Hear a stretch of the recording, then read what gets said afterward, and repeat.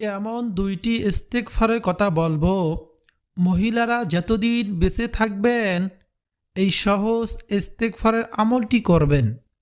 নবীজি ওয়াদা করে বলেছেন, এই ইস্তেগফারের আমল যদি আপনি করতে পারেন, আপনার জীবনের সকল গুনাহ মাফ হয়ে যাবে।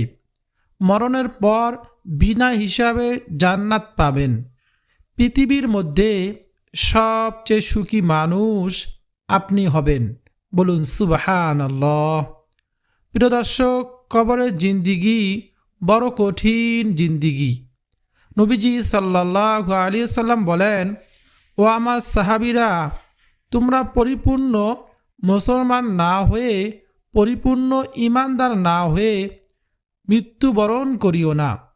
কেননা মৃত্যুর পর ওই গহীন কবর আযাব তোমরা সহ্য করতে পারবা না। তাই কাজে তোমরা পরিপূর্ণ মুসলমান না হয়ে মৃত্যুবরণ করিও না। প্রিয় দর্শক, আজকের এই ভিডিওতে আমি আলোচনা করব দুইটি ইস্তেগফার সম্পর্কে। এই দুইটি ইস্তেগফার পাঠ করলে আপনার আল্লাহ তাআলার দরবার থেকে ক্ষমা পেয়ে যাবেন এবং আপনাদের জন্য কবরে রয়েছে ফুলের বিছানা। সুবহানাল্লাহ।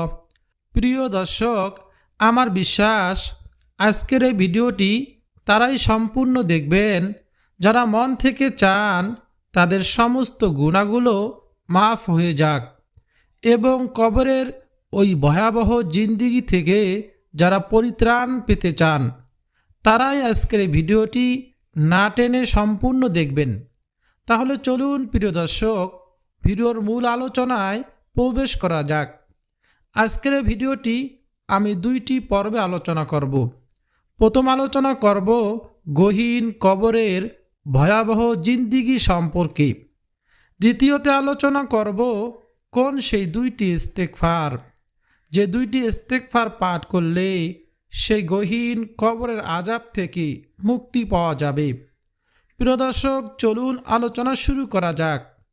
নবীজি সাল্লাল্লাহু আলাইহি ওয়াসাল্লাম হযরত ফাতেমা রাদিয়াল্লাহু তাআলা আনহাকে ডেকে ডেকে বলেন, ও ফাতেমা, তুমি নিজেকে নিজে জাহান্নামের আগুন থেকে বাঁচাও, কবর গহীন আযাব থেকে বাঁচাও।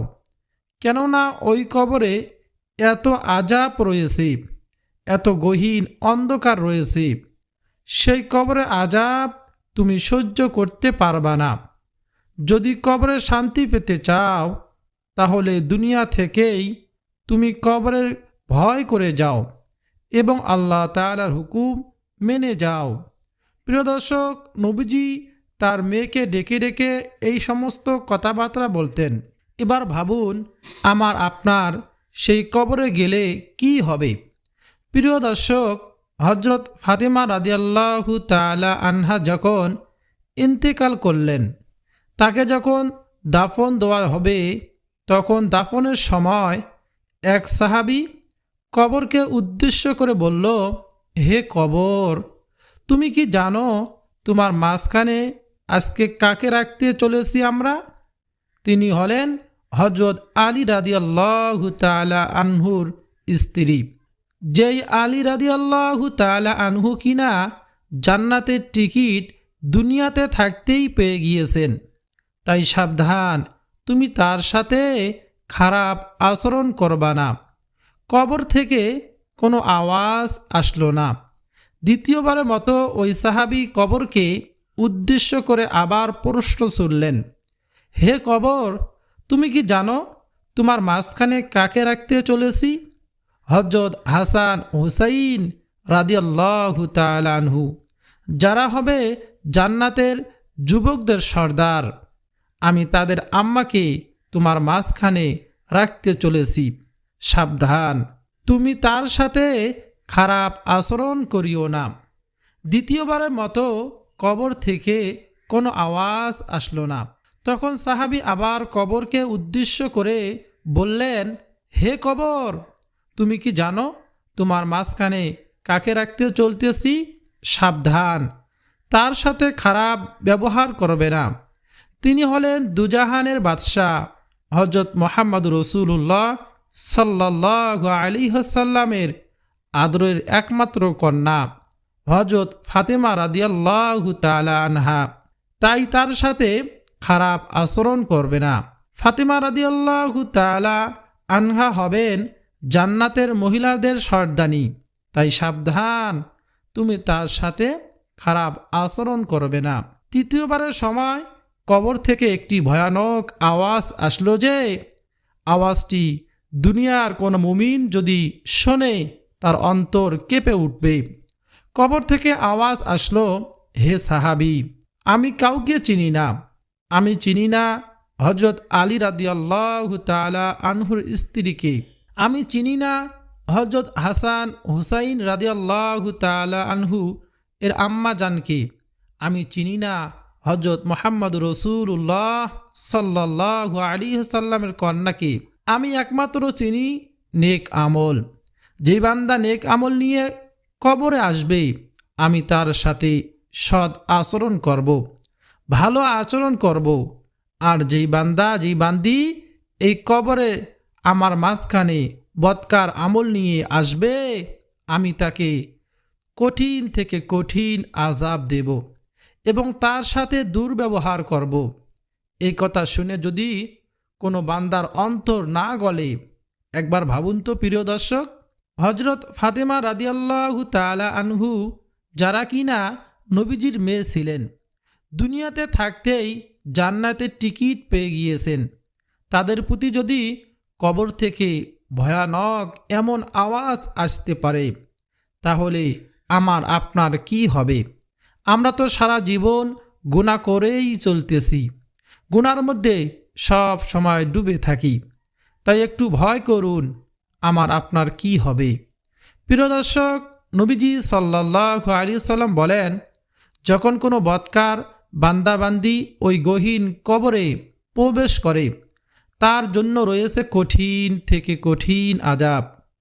প্রথমত তাকে যখন দাফন করা হয়, তার আত্মীয় স্বজনরা যখন কবরের কাছ থেকে 40 কদম দূরে সরে যায়, তখন আল্লাহ তাআলা ওই দুইজন ফেরেশতাকে পাঠান। তাদের নাম মুনকার ও নাকির। তারা এসে তাকে বসায় এবং বসানোর পরে তাকে 3টি প্রশ্ন জিজ্ঞাসা করা হয়। তোমার রবকে, তোমার ধর্ম কি, তোমার নবীকে? তখন ওই বান্দাবান্দি একটিরও উত্তর দিতে পারে না। ওই বান্দা বলে, আমি কিছুই জানি না, আমি কিছুই জানি না, আমাকে কিছু প্রশ্ন করিও না, আমি কিছুই জানি না। সে জানবেই বা কি করে? সে তো আর দুনিয়াতে থাকতে নবীজির দেখানো পথকে অনুসরণ করে চলে নাই, আল্লাহ তাআলাকে সিজদা করে নাই। তাই সে দুনিয়াতে এসব না মানার কারণে কবরেও এইসব উত্তর দিতে পারবে না। তখন আল্লাহ তাআলা ফেরেশতাদেরকে ডাক দিয়ে বলবেন, হে আমার ফেরেশতারা, তোমরা এই নাফরমান বান্দাকে ধরো, আজকে তাকে ধরে কবরের আযাব দিতে থাকো। কেননা এই নাফরমান বান্দা দীর্ঘ হায়াত পরও, এত আয়ু পরও আমি আল্লাহকে সঠিক মতো সিজদা করে নাই, আমার নবী দেখানো পথকে অনুকরণ করে চলে নাই। এই বান্দা দুনিয়াতে জুলুম করে বেড়াইছে, নিজের প্রতি জুলুম করেছে এবং মানুষের সাথে অন্যায় অত্যাচার কাজ করেছে। কাজেই তোমরা এই বান্দাকে আজকে ধরো, এই পাপী বান্দাকে শাস্তি দিতে থাকো। তখন আল্লাহ তাআলার হুকুমে ফেরেশতারা তাকে শাস্তি দিতে থাকবে। নবীজি সাল্লাল্লাহু আলাইহি ওয়াসাল্লাম বলেন, বদকার বান্দার জন্য কঠিন থেকে কঠিন আযাব ও শাস্তি রয়েছে। ওই গহীন কবরে প্রথম শাস্তি হলো যখন বদকার বান্দা ওই কবরে পৌঁছায়। কবরে ডান পাশের মাটি এবং বাম পাশের মাটি এত জোরে আঘাত করে, তার এক পাঁজরের হাড্ডি আর এক পাঁজরের হাড্ডির মধ্যে ভিতরে ঢুকে যায় এবং চুরমাচার হয়ে যায় এবং কবরের চাপের ফলে তার সমস্ত পাঁজরের হাড্ডিগুলো এরকম পাউডার হয়ে যায়। বলুন নাউজুবিল্লাহ। নবীজি বলেন, ওই বান্দাকে আরও কঠিন আযাব দেওয়া হবে। তার মধ্যে হলো তার কবরে বিষাক্ত একটি সাপ ছেড়ে দেওয়া হবে। ওই সাপটি এত বিষাক্ত হবে যে নবীজি বলেন ওই সাপটি যদি একটু নিঃশ্বাস দুনিয়ার এই জমিনে পড়ত, দুনিয়ার যত ফসলাদি গাছগাছালি ছিল সবগুলো এরকম পুড়ে ছারকার হয়ে যেত। প্রিয় দর্শক, এমন হবে সেই সাপের বিষাক্ত নিঃশ্বাস। প্রিয় দর্শক, একবার ভাবুন, এমন বিষাক্ত সাপ যদি আমাকে আপনাকে ওই গহীন কবরে দংশন করে, আপনি কি সহ্য করতে পারবো? অবশ্যই পারবো না। নবীজি সাল্লাল্লাহু আলাইহি সাল্লাম বলেন, বদকার বান্দাবান্দিকে আরও একটি কঠিন আযাব দেওয়া হবে। তার কবরে একজন অন্ধ ফেরেশতাকে হাতুড়ি দিয়ে ছেড়ে দেওয়া হবে। ওই অন্ধ ফেরেশতা দুর্মুষ অথবা হাতুড় দিয়ে ওই বান্দার উপর নির্যাতন এরকম মারতেই থাকবে। নবীজি বলেন, ওই অন্ধ ফেরেশতা একটি হাতুড়ির আঘাত যদি দুনিয়ার কোনো পাহাড়ে পড়ত, সেই পাহাড়টা চূর্ণ বিচূর্ণ হয়ে ধুলার সঙ্গে মিশে যেত। প্রিয় দর্শক, আপনি কি সহ্য করতে পারবেন সেই হাতুড়ির আঘাত? অবশ্যই আমরা পারব না। নবীজি আরও ভয়ানক কথা বলেছেন। নবীজি বলেন, ওই বান্দা যখন পিপাসা লাগবে তাকে খেতে দেওয়া হবে গরম পুঁজ, নিকৃষ্ট পুঁজ, যে মানুষের শরীর থেকে বের হয়ে পড়ে। সেই পছন থেকে, মানুষের অঙ্গ থেকে যে পুঁজ বেরিয়ে পড়ে, এই কাজগুলো গরম করে তাকে খেতে দেওয়া হবে। এই নিকৃষ্ট পুঁজ খাওয়ার সাথে সাথে তার মগজগুলো টকবক টকবক করে ভাতের মতো ফুটতে থাকবে। এবার চিন্তা করে দেখুন, এই দুনিয়াতে আমরা এই নিকৃষ্ট পুঁজকে কত ঘৃণা করি, আর কবরে আমাদের কি পিপাসা লাগবে, খেতে দেওয়া হবে এরকম গরম পুঁজ। যদি আমরা বদ আমল নিয়ে কবরে যাই, নবীজি সাল্লাল্লাহু আলাইহি সাল্লাম আরও একটি ভয়ানক কথা বলেন। যদি ওই বান্দা খিদা লাগে, অর্থাৎ ওই গুনাহগার বান্দা যদি কবরে খিদা লাগে, তাকে খেতে দেওয়া হয় কাঁটাযুক্ত ফল ও ফলের নির্দিষ্ট আপনারা দুনিয়াতে দেখতে পাবেন। আপনারা যারা আমরা চিনে থাকেন, আমরার ভিতরে একটি আটি থাকে। আমরা খাওয়ার পরে ভিতরে যে আটি কাঁটাযুক্ত থাকে, সে আটি থেকে কয়েক হাজার গুণ কাঁটাযুক্ত থাকবে সেই ফল, এবং কয়েক গুণ বড় থাকবে। সেই বান্দা যখন ওই ফলটি খাবে, তার গলা দিয়ে নামবে না, বের করার চেষ্টা করলেও বের হবে না। তার গলার মাঝখানে ওই কাঁটাযুক্ত ফলটি আটকিয়ে থাকবে। প্রিয় দর্শক, একবার ভাবুন, কবরের এই গহীন আযাব থেকে আপনি কি মুক্তি পেতে পারবো? হ্যাঁ, অবশ্যই আমরা পারব। প্রিয় দর্শক, যদি এই গহীন কবরের আযাব থেকে মুক্তি পেতে চান, তাহলে আজকে আমার বলা এই দুইটি ইস্তেগফার এবং নিয়মিত আপনারা আমল করবেন ইনশাআল্লাহ। তাই প্রিয় দর্শক, চলুন দুইটি ইস্তেগফার জেনে নেই। এক নম্বরে যে ইস্তেগফারটি রয়েছে তা হলো আস্তাগফিরুল্লাহ, আস্তাগফিরুল্লাহ। প্রিয় দর্শক, এই ইস্তেগফার সব থেকে ছোট ইস্তেগফার। ইস্তেগফারের অনেক অনেক ফজিলত রয়েছে। আল্লাহ রাব্বুল আলামিন নবীজি সাল্লাল্লাহু আলাইহি ওয়াসাল্লামকে বলেন, হে নবী, আপনি যতদিন তাদের মাঝখানে বেঁচে রয়েছেন, আমি তাদের উপর আযাব গজব নাজিল করব না। যতদিন তারা ইস্তেগফার পাঠ করবে, আমি তাদের উপর গজব নাজিল করব না। প্রিয় দর্শক, নবীজি সাল্লাল্লাহু আলাইহি ওয়াসাল্লাম যতদিন সাহাবায়ে কেরামদের মাঝখানে বেঁচে ছিলেন, তারা শান্তিতে ছিল।